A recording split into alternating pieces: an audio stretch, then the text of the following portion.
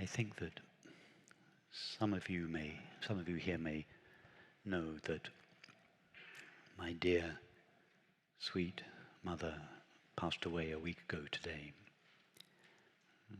She used to attend all my meetings and retreats in England and Europe, so some of you here knew her, and many of you at home knew her, so she was very much a part of our community, so I wanted to say something about her. As many of you have heard me say before, she would often remind me that as a 7-year-old boy, I had once said to her that I thought that this world was God's dream, and our job was to make it as pleasant a dream as possible.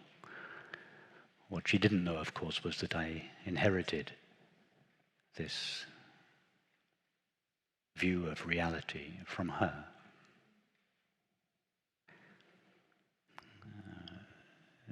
30 years later, when Francis asked me how I had come by my great love of truth, reality, God, I replied that my mother had introduced me to the non-dual understanding in my mid-teens, not just by introducing me to College House, where I first heard about it, but more importantly through the way she thought and lived. And he paused and said after a while, how beautiful, the mother handing her son back to God.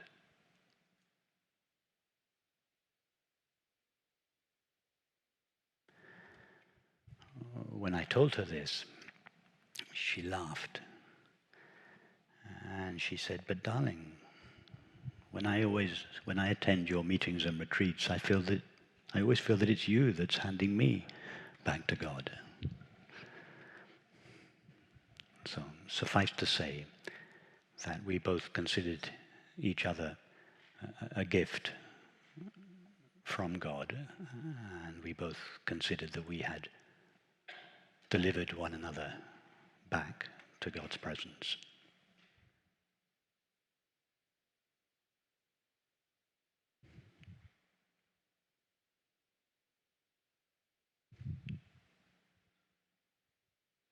I visited her a few days before. She passed away last Sunday, and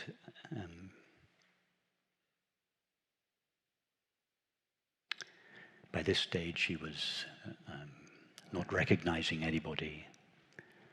She was completely blind. She was talking a little bit. She could still understand. But she had no idea who I was. But several months earlier, my eldest niece, Rebecca, had been to see her. And she came into the room and she said, oh, hi, Grally, do you know who I am? And my mother said, no, darling, but don't tell me. I want to see if I can remember. And after a long while, Rebecca said to her, shall I give you a hint? And she said, no, don't give me a hint.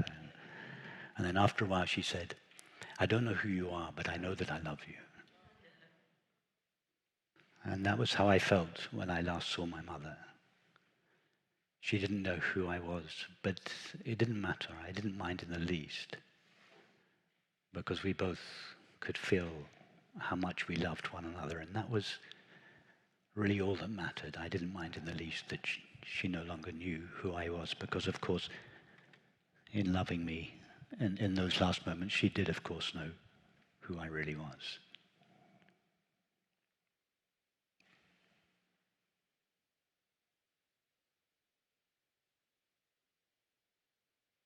So I spent the day with her, mostly in silence, but before I left I asked her 2 questions.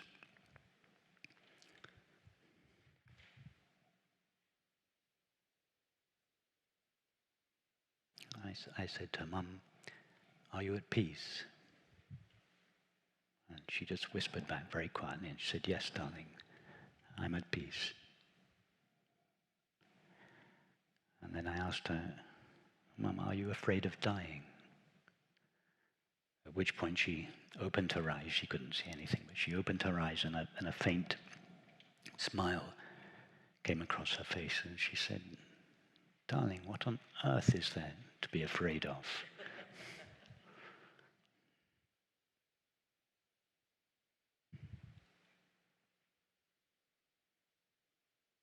So then we sat in silence for a while, and I told her that I was coming to the US in a couple of days. We had had this conversation many times before, but I sensed that this time it was different. And I said to her I was coming to the US for a couple of retreats, and that if she were to slip away, I wouldn't come back.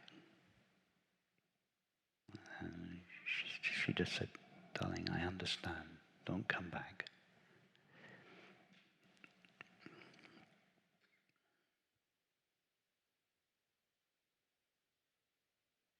And then I kissed her on the forehead and said, "God bless, sweetheart."